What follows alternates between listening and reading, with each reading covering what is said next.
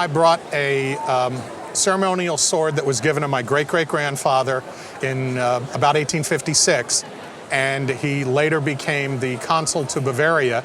The guest bought a ceremonial sword given to his great-great-grandfather around 1856, and alongside it is a certificate naming him consul to Bavaria.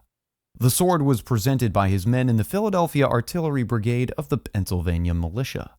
And it was presented at the time also by the governor of Pennsylvania and Simon Cameron, who eventually became Lincoln's first Secretary of War. The regiment later became the 27th Pennsylvania, originally known as the Philadelphia Flying Artillery, and the sword was a token of esteem for the man who founded the unit. It's got a beautiful presentation on the front where it was presented by his men to General Max Einstein. Right. Wonderful presentation. The Ames Manufacturing Company of Chicopee, Massachusetts, crafted the sword. Its silver handle that features floral and geometric patterns with eagles on the crossguard and pommel cap. The company was founded in 1829 by Nathan P. Ames, their first products being cutlery and swords. Historical books, including The Jews of Philadelphia, document the sword and when it was presented. And it's mentioned, no doubt the author actually went to his home. He said it was hanging on the wall, and there's a description of the presentation, and it mentions Cameron and the governor of Pennsylvania, who I think was John Pollock. The certificate marks the consul appointment and carries Lincoln-era signatures dated 1861, early in his presidency. The certificate not only is an important piece of paper of history, but also important because of who it's signed by, and for its deep, unfaded ink signature, a rare artifact of historical significance dated in 1861, early in Lincoln's presidency. And if you notice, it's dated in 1861. That's early in Lincoln's presidency. Also a wonderful thing to have with it. Together, the sword and appointment reflect military service, diplomacy, and American history at the dawn of Lincoln's presidency. So I'd insure it for $15,000. And the appointment with the good clear signatures is something you would need to insure for around $5,000. Okay, that's good to know. Fantastic piece. Our guest inherited this stunning Japanese panel screen from her grandparents, who brought it from Japan in the 1920s. A true family heirloom, it's been carefully preserved for nearly a century. Signed by the artist Yoshihiko, the screen features two courtesans accompanied by a child, capturing a delicate scene rich in Japanese tradition. Although she initially believed it was from the late Edo or Meiji period, experts identify it as Taisho, dating from 1912 to 1926, and Yoshihiko was known for blending traditional Japanese subjects with Western Art Deco elements, creating the elegant, large-scale designs typical of Taisho-era byobu. The Taisho era fused Japanese motifs with Western influences, including Art Deco, resulting in large-scale designs and elegant figures. At a time where they were really interested in large-scale figures and designs which actually showed the interaction between Western art and Japanese art. The screen had faded over time and underwent careful restoration, costing $2,500, preserving its vivid artistry for future generations. Even with minor fading, the work exemplifies Taisho chic, a style recently celebrated in major exhibitions like the Honolulu Academy of Art. This byobu is not just decorative, it reflects a historical period where East meets West, capturing cultural transitions and aesthetic innovation. Similar Taisho screens have appeared in major exhibitions, including the Honolulu Academy of Art and the Tokyo National Museum, highlighting their historical and collectible significance. On today's auction market, this exceptional Japanese panel screen would sell for $7,000 to $10,000. I'm glad I brought this here. Thank you very much for bringing it into us. This extraordinary photographic collection transports us to a bygone era, where rebellious spirits and roaring engines forged a legacy. These vintage photographs originated from our guest's grandfather, a testament to his adventures in the 1920s. And he gave them to me because I'm the one that knows about archives and working in the art business. Great. This rich photographic heritage consists of 128 images, with many thanks to the guest's uncle's diligent preservation efforts. This whole archive is 138 photographs. A lot of it has been in my uncle's possession up until a year and a half ago. In the early 20th century, a rebellious spirit swept across America, fueled by the rumble of engines and the thrill of the open road. As motorcycles gained popularity, groups of riders began to band together, forming clubs that embodied freedom, camaraderie, and a desire for adventure. It was a time of rebellion against the middle class, and my great-grandfather was Oakland Feed and Grain Company. From the 1910s to the 1930s, motorcycle clubs sprouted up nationwide, drawing in veterans, outcasts, and thrill-seekers. These pioneers forged a distinct culture, marked by leather jackets, tattoos, and a code of loyalty. As World War I and the Great Depression shaped America, motorcycle clubs adapted, providing support networks and community. Post-war, the rise of returning veterans and Hollywood's glamorization of bikers further fueled the movement. A striking aspect of this collection is the presence of women, shedding light on their often overlooked role in early motorcycle culture.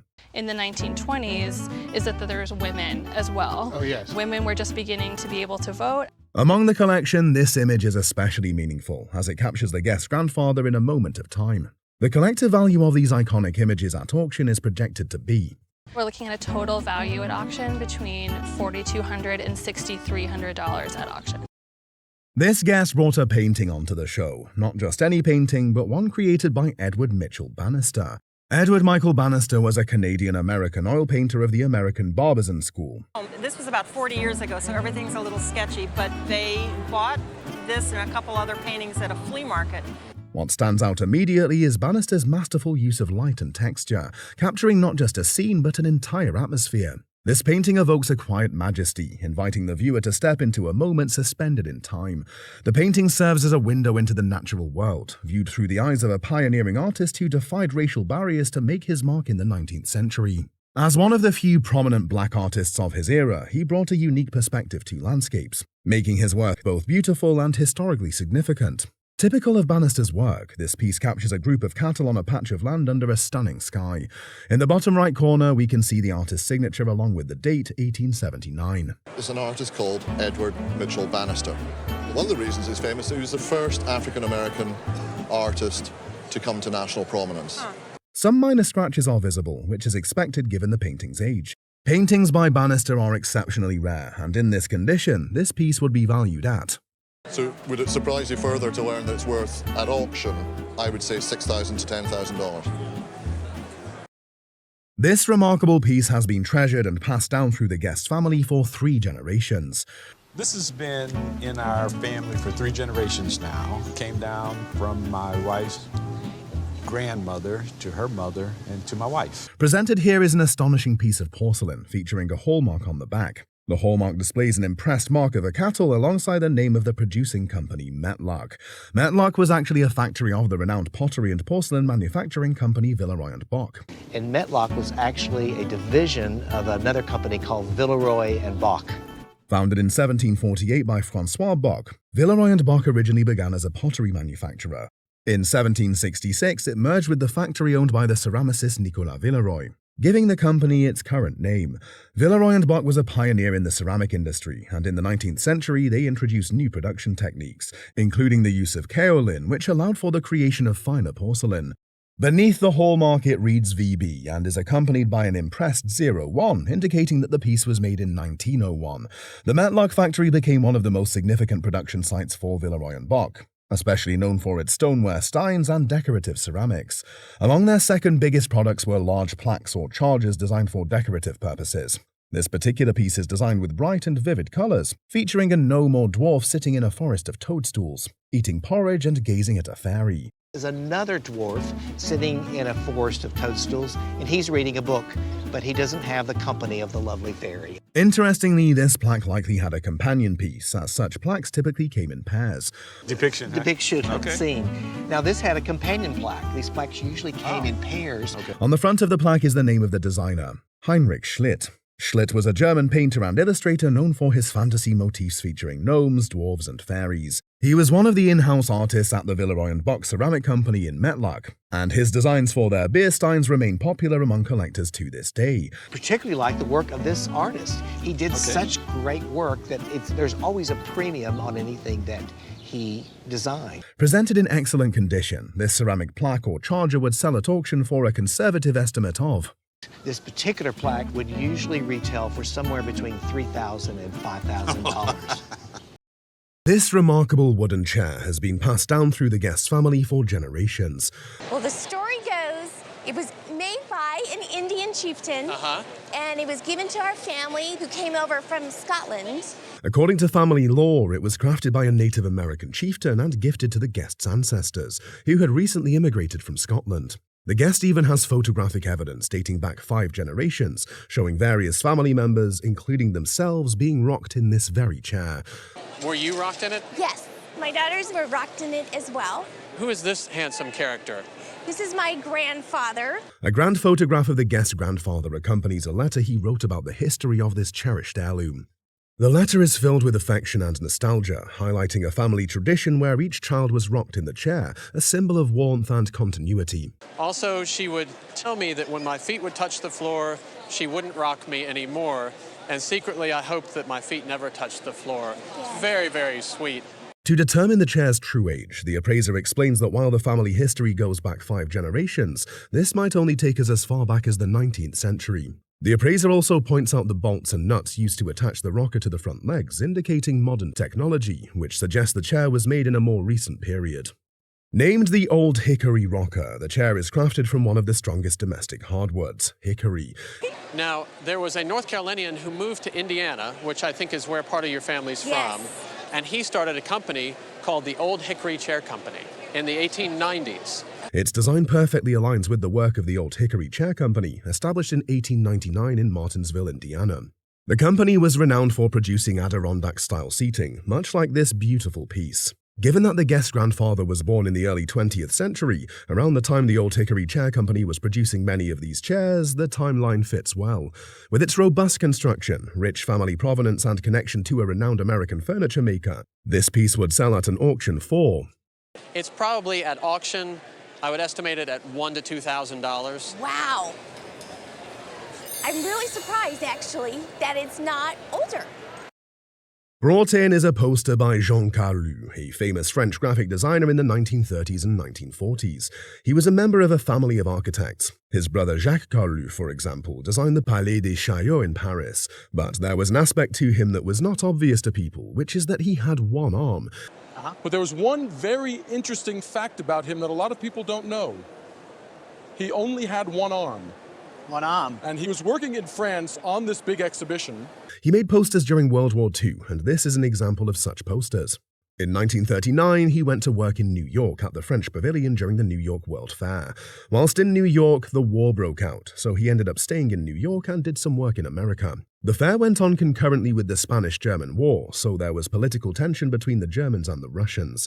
Also, it was very politically charged because the Germans and the Russians each had a pavilion, so politically there was a lot of tension. On the poster is the Russian flag on one side and the Spanish flag on the other end, with negative connotations. As for the size, this is the largest of 3 different sizes, and the poster exists in different languages. Due to the negative connotations, an auction estimate for this poster would be...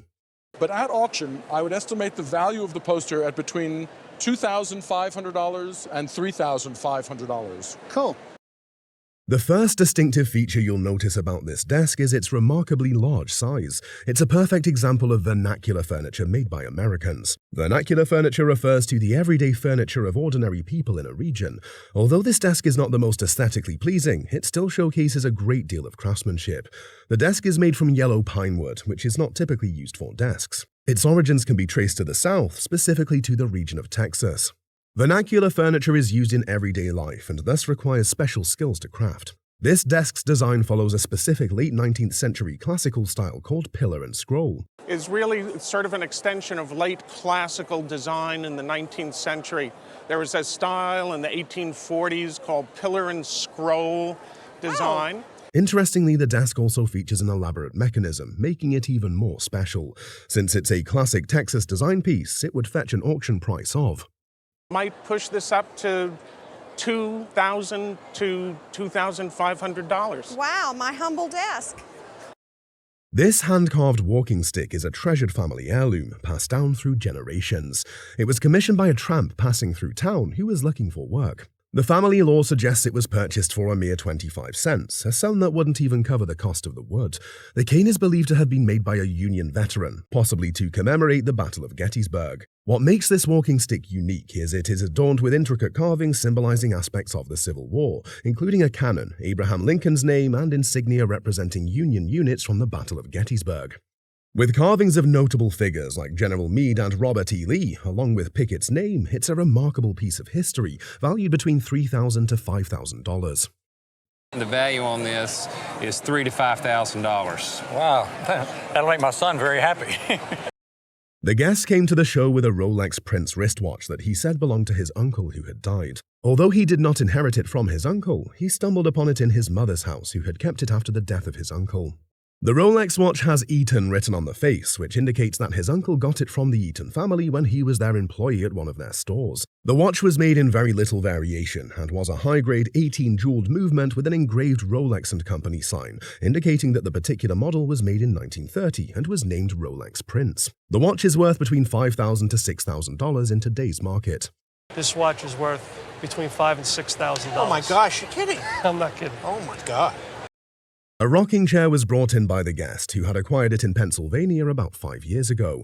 The fascinating piece was adorned with intricate figures. The appraiser noted the signature on the chair, depicting it as the work of Salvatore Pagano from Naples in 1884. The guest claimed it was from P.T. Barnum's estate. The chair featured characters from the Italian theatre, including Pierrot, Harlequin, and a mischievous monkey, representing the fantasy furniture movement in 19th century Italy. How much would the item be valued? I would say that this is probably a $15,000 chair. I mean, it's really pretty fantastic. We're uncovering a hidden gem today, a rare treasure from the vibrant port city of Liverpool. This is an English pottery piece known as a Liverpool jug, made around the 1800s. The guest inherited it from her father, who found it at a barn sale. My father, he got it at a barn sale, and he just paid a couple dollars for it. This earthenware jug showcases neoclassical design elements, reflecting the artistic trends of that era. The craftsmanship highlights the beautiful skill of Liverpool potters from the 18th century. Historical jugs like this are rare and provide valuable insights into Liverpool's rich cultural heritage. Traditionally, they would be known as Liverpool jugs. Certainly the most valuable ones are the American historical subjects. With intricate designs and durable construction, this jug reflects the expertise of those artisans. Interestingly, similar jugs are prized treasures in institutions like the Liverpool Museum. Despite being from the 18th century, it shows no damage and is in very good condition. This stoneware Liverpool jug could bring a significant price at auction. At a good auction, this will bring easily in the range of $5,000 to $7,000. That's wonderful. What we have on display today is a piece of jewelry brought into the show by a guest. The guest acquired the piece from her late aunt as part of an inheritance. I received it as part of an inheritance from an aunt who was the wife of a partner of Andrew Carnegie in Pittsburgh, Pennsylvania. Adorning this beautiful jewelry is a step-cut jade in the center, flanked by diamonds on either side. It also features fluted rock crystal and a stunning ascent of coral surrounding it.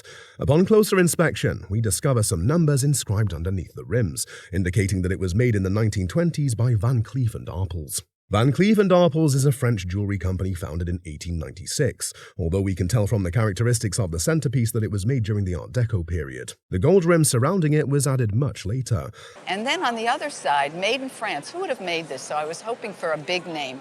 And you know what? I got a great name. Van Cleef & Arpels. Originally, this piece was designed as a dress clip, but over time it lost its mechanism.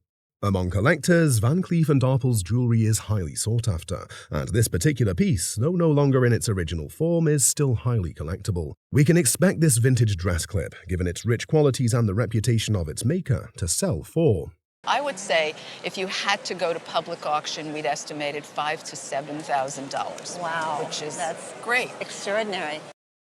Have you ever seen a doll that epitomizes 19th century French luxury? On today's show, we have an antique doll made in the late 1880s by the French doll company Bourgeoisie et Compagnie. This doll was inherited by our guest from her grandmother, who purchased it in 1947. You know, it's a brew. It's a very, very beautiful brew, made in France in the late 1880s. She has the closed mouth, as you see. Several characteristics make this doll highly desirable, such as its closed mouth, brown paperweight eyes, and its original wig. Additionally, the doll retains its original clothes and shoes. Its face has an expressive, childlike look, with rounded cheeks and large almond-shaped glass eyes. Furthermore, the doll features wooden lower legs, a bisque head, bisque shoulder plates with swivels, and pierced ears. This brew doll is dressed in luxurious, detailed outfits, reflecting the height of French fashion in the late 19th century. However, the doll's two arms have been replaced, which could potentially affect its value at auction. Well, the bad part is she's got something replaced on her.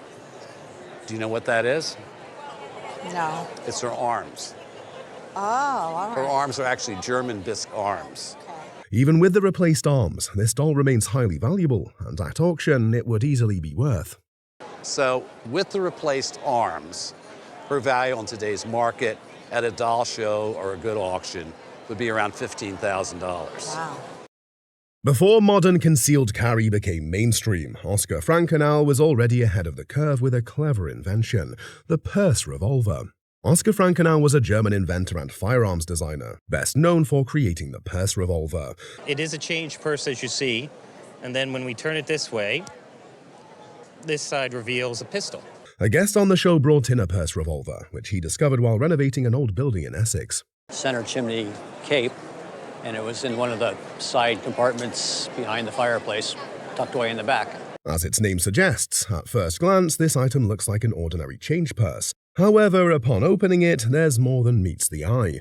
On the side of the purse, there's a button that, when pushed, reveals the firearm's barrel and a folding trigger underneath.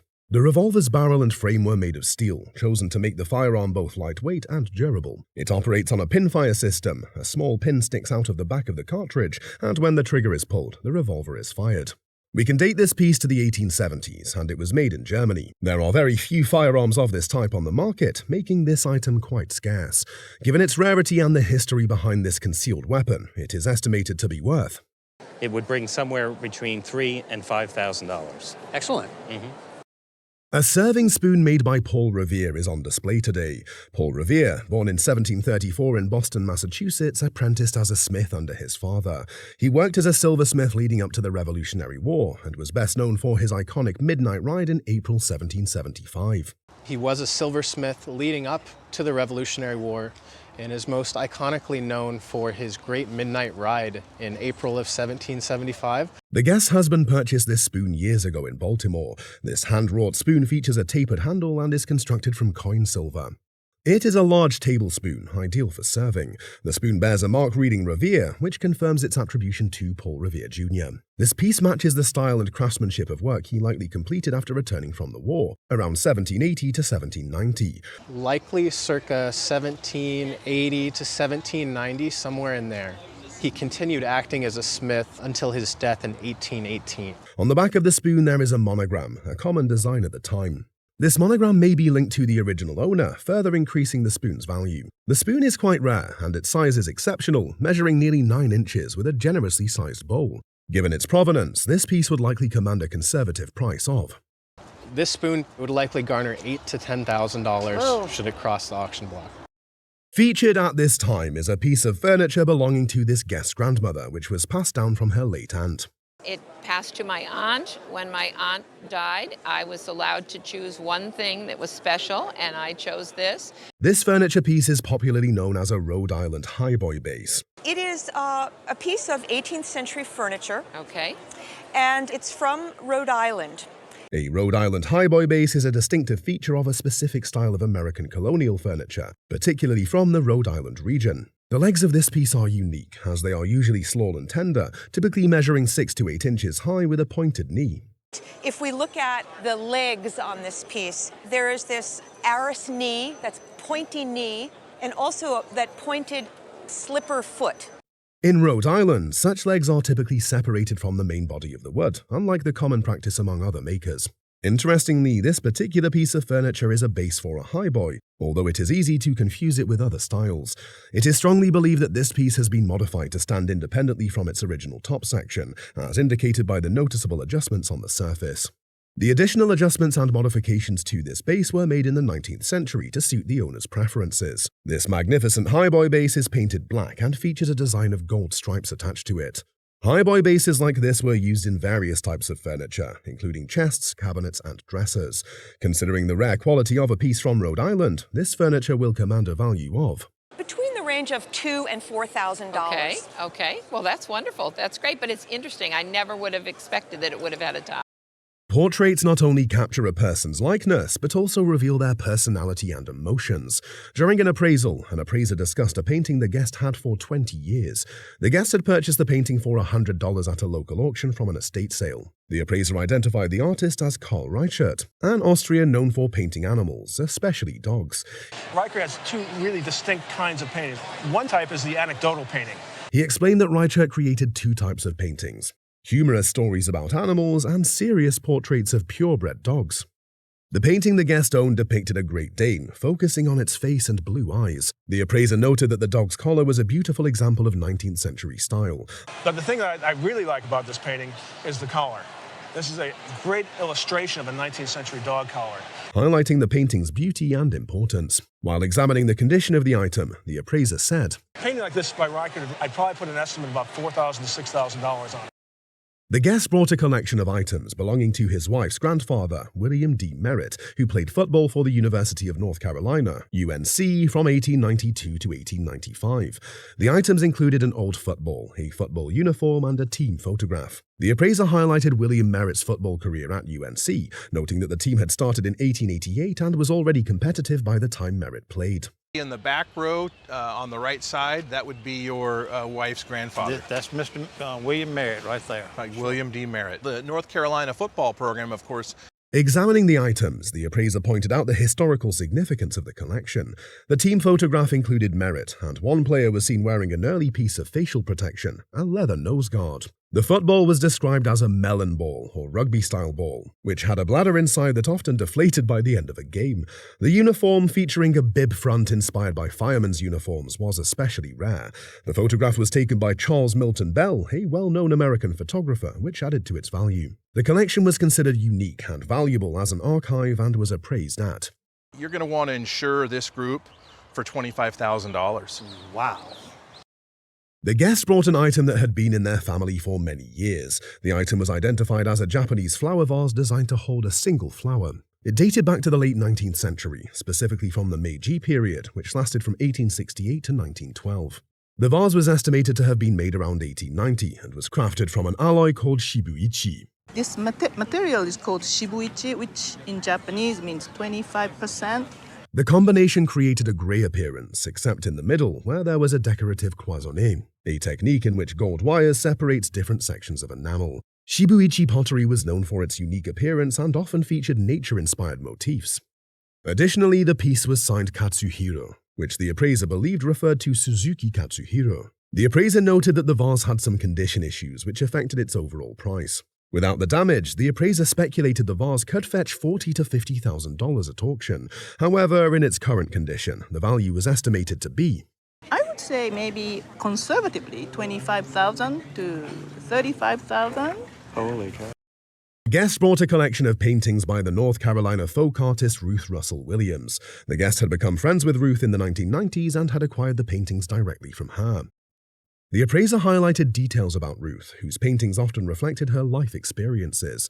Ruth also had a hobby as an artist. These are a series of paintings that she actually kind of developed for me. The pieces in the guest collection were oil on canvas and featured vibrant colors. They primarily depicted women at various stages of life, from young girls to sophisticated women. These figures were often surrounded by nature, particularly flowers, which further emphasized the connection between the artist and traditional Southern living.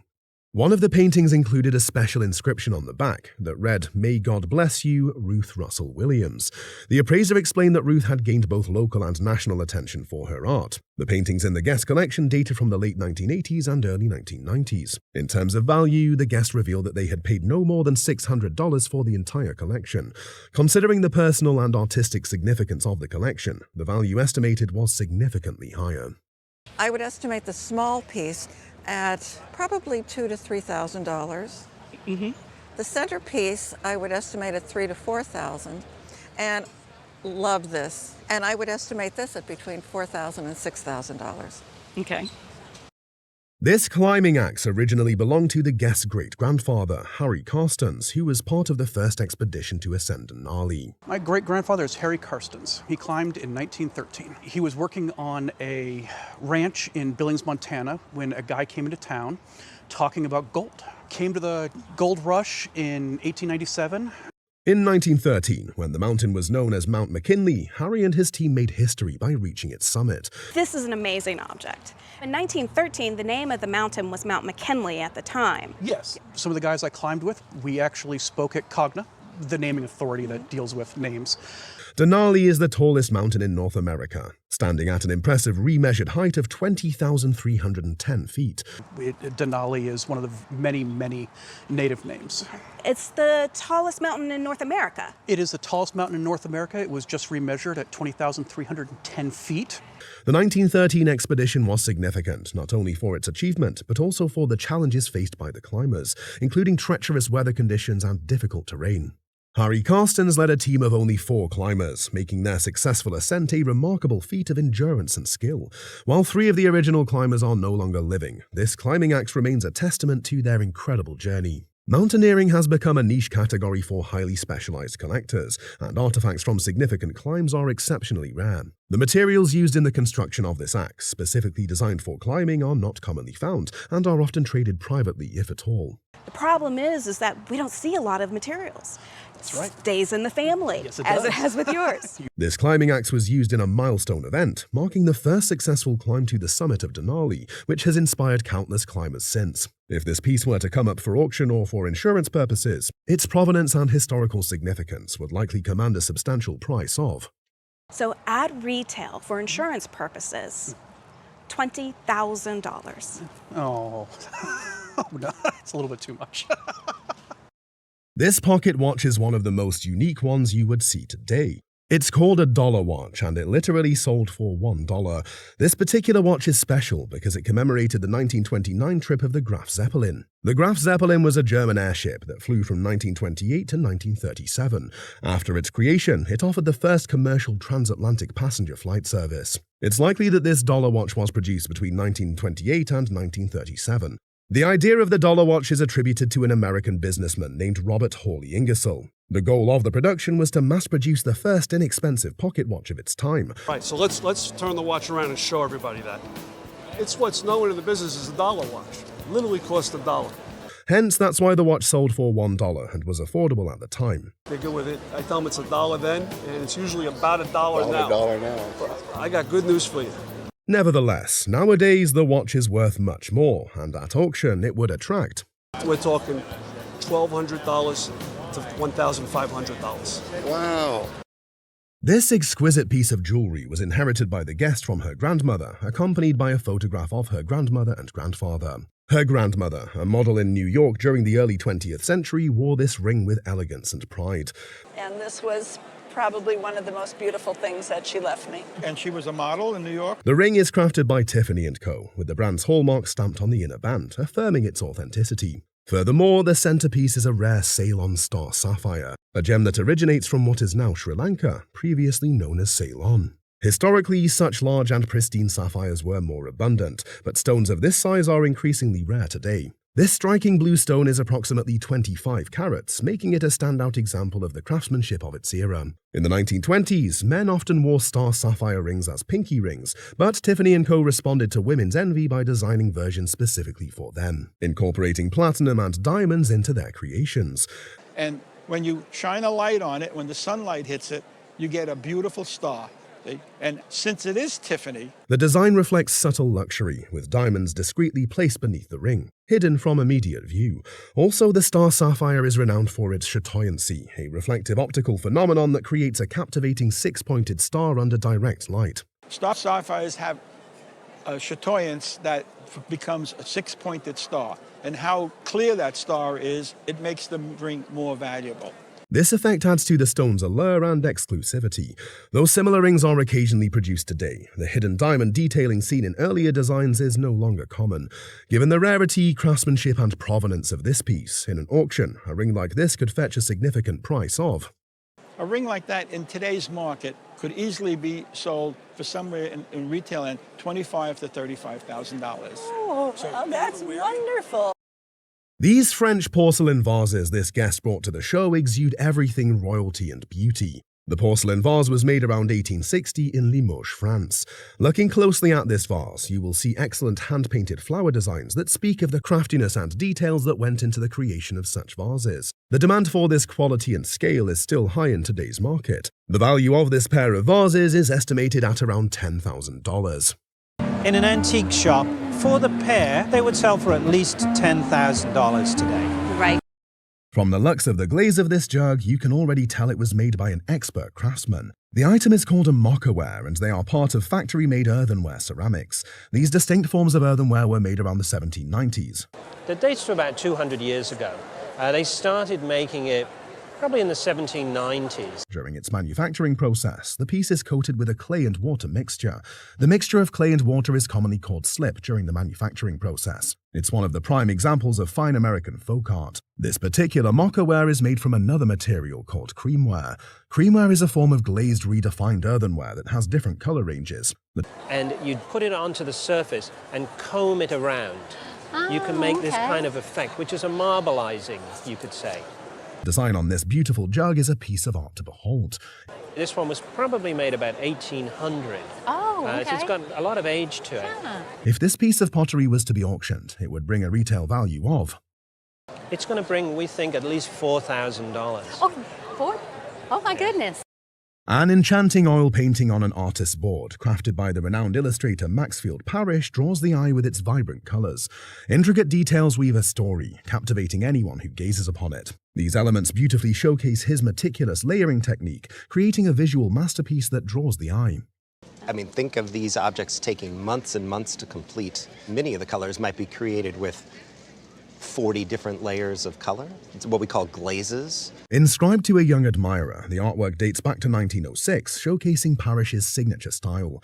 A heartfelt gift sparked by a young girl's admiration for his magical Arabian Nights illustrations. This piece has a heartfelt backstory, as it originally belonged to the guest's grandmother, who lived in Baraboo, Wisconsin. Is there really such a place as the land of Baraboo? And she lived in Baraboo, Wisconsin. After Parrish's playful letter doubting Baraboo's existence, the painting became a treasured family heirloom. It's further inscribed to your grandmother. Really a fabulous thing. So the work here appears to be executed oil on artist board. So I read that he was famous for a certain color of blue, but this is not the...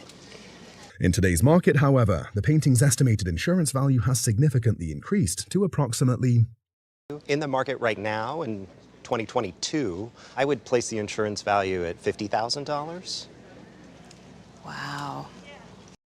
Exhibited on the show today is a sketchbook that once belonged to... It was sort of a working vacation that he made with his wife and 2 daughters. And it's just a record of his trip up the Oregon coast. Warren E. Rollins. Rollins was an American artist known as the Dean of the Santa Fe Art Colony. He lived in San Francisco and was the president of a prominent San Francisco institution at the time. The guest who brought this sketchbook to the show is the artist's great-grandson. This particular piece contains family photographs taken in and around Oakland, California. These are family photographs taken in and around Oakland, California. He lived primarily in Oakland and commuted from Oakland into his studio in San Francisco. He was also the president of the San Francisco Art Institute for a time. One of the sketches in the book is dated July 7, 1894, and depicts Clatsop Beach, Oregon. Another sketch, also of Clatsop Beach, is dated July 8, 1894, and similarly signed by the artist. Additionally, there is a third sketch of Clatsop Beach, signed and dated July 21st, 1894. It's rare to find an old sketchbook like this in such excellent condition, making it a true collector's item. Clatsop, located, Warren signature, and dated July 21st, 1894. It's so rare to get a sketchbook like this that hasn't been broken up. As a signed sketchbook by Warren Rollins, this piece is highly sought after, and in this condition, it holds significant value. Taken in the aggregate, all 30 at auction, we believe, would have a value of $6,000 to $8,000. My goodness. A glass vase was bought by a guest in an Orrefors Swedish to be appraised. He shared that they purchased it at a thrift shop auction for $100, attracted by its unique design featuring chameleons and vibrant colors. The vase, signed by renowned artist Edvin Öström, also includes a date code, 143E, which signifies its production period between 1939 and 1950. This particular vase is part of the Ariel collection, a distinct line developed by Öström, Vicke Lindstrand, and master glassblower Gustav Bergqvist. The Ariel technique involves trapping air between layers of molten glass, creating bubbles and intricate designs. The vase is also notable for its aventurine, tiny green sparkles embedded in the glass, adding to its rarity. The appraiser highlighted the vase's original shape, noting its unusual foot design and flawless condition. Weighing an impressive 15 pounds, it stands out as one of the heaviest vases appraised. With its rich history and craftsmanship, the guest's $100 investment proved to be a great find. Your $100 investment, you did really well. You want to know how well? How well? I think in a retail shop, that this could sell for $35,000 to $45,000. The appraiser concluded by revealing the vase's significant value, estimated at $35,000 to $45,000. The guest brought in a sideboard that has been in his family for several generations since the 1790s. It has a beautiful two-board top. It's S-curved in shape, and the wood is still in good shape. The drawers are all inlaid with tombstone motif, as well as the doors. Downwards, you see the beautiful mahogany and the original brasses used on the handles. The mahogany finish strings down to the legs with the cuffs, confirming its origin as a New York Federal furniture design. During the Depression in the 1930s, Israel Sack, a Lithuanian-American antiques dealer that collected furniture, appraised this furniture for $2,500, which was a lot of money at the time. However, it has been cleaned and refinished, and some missing cuffs in the legs replaced. In perfect condition, this sideboard would fetch $125,000, but due to the repairs on the legs, its value would be around. But because it is replaced, it would pretty much take the value of this in half, down around $60,000 or so. But that's because collectors today like to have all the original parts. I'm pleased. Most people have little understanding of how appraisers determine the value of art, antiques, and memorabilia. The experts explain the appraisal process for art, antiques, and memorabilia. And what we do, we actually use a method. And it's very simple. Just think of it like real estate. If you're looking to buy a house in a particular neighborhood, you're going to look at the value of that house, and you're going to look at what other houses sold for, and then you're going to compare it. She emphasizes that appraisers begin by examining the item's condition, taking note of any damage or restorations. Provenance, or the history of ownership, is also critical in establishing an item's value. Appraisers consider market trends and demand, researching recent sales of comparable pieces. Rarity significantly affects value, with age and scarcity being key factors. That's historical importance and enduring legacy, its rarity, its condition, its desirability, its provenance, and its authenticity. Specialized knowledge in certain categories enhances the appraisal process, allowing experts to make informed decisions. They utilize reference materials, auction records, and historical data to guide their evaluations.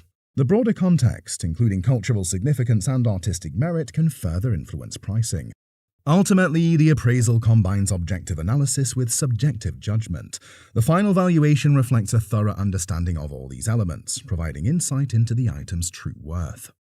This storage cabinet is a must-have in every home because it's simple and functional. The guest bought this beautiful piece at an auction for $15. It was designed by Charles and Ray Eames.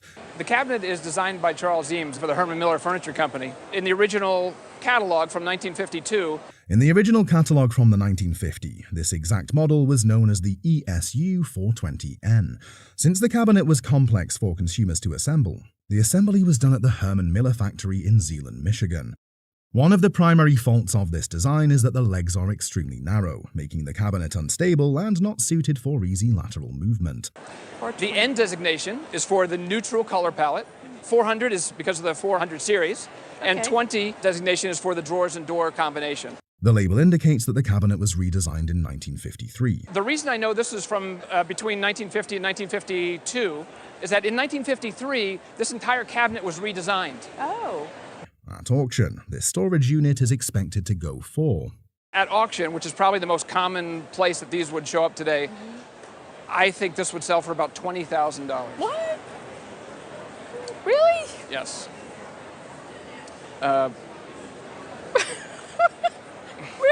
Yeah.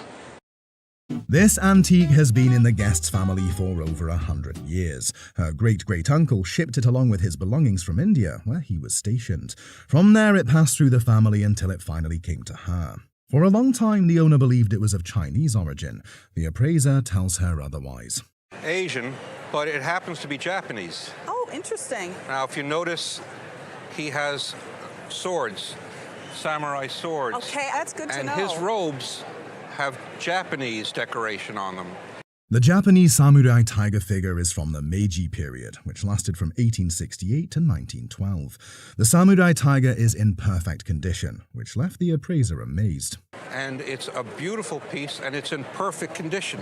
I've never seen one with this age of this type that has never been damaged. It was valued at approximately, I would say at auction $2,000 to $3,000 would not be a surprising price. It might bring more, considerably more. Thank you. I love him. Thanks for bringing it. One guest received this Alabama football from his father when he was 11 years old. He had asked for an Alabama football, and his father brought home this special piece of memorabilia. The appraiser explained that the ball is from the Crimson Tide's undefeated 1966 season. The team went 11-0 and won the Sugar Bowl in January 1967, beating Nebraska 34-7. The ball features signatures from the entire team, including their legendary coach. Despite their undefeated season, Alabama did not win the national championship that year due to Notre Dame's tie. The appraiser valued the football at $800 to $1,200, noting its rarity and historical significance. Probably somewhere in the vicinity of around $800 to $1,200. Great. Fantastic. Our guest was thrilled with the appraisal and the ball's connection to Alabama's storied football history. A seemingly ordinary yard find turns out to be an unexpected treasure for one curious guest. The guest explains where he got the painting from: Chicago. When I was a little kid, my parents got it at a yard sale in Chicago. They were looking for a salt shaker for their brand new house, but they saw this there for $5 and they just had to get it. The appraiser asks if the guest knows when the painting was purchased. The guest estimates it was around 1998 or 1999. The appraiser identifies the artist as Gertrude Abercrombie and says the painting is from 1945. The appraiser describes Abercrombie as a surrealist and bohemian artist who worked in Chicago. The appraiser adds that Abercrombie was connected to jazz musicians, including Dizzy Gillespie, who played at her second wedding. The guest expresses surprise at this information. The appraiser points out details in the painting, including an owl, a moon, and a cup on the table.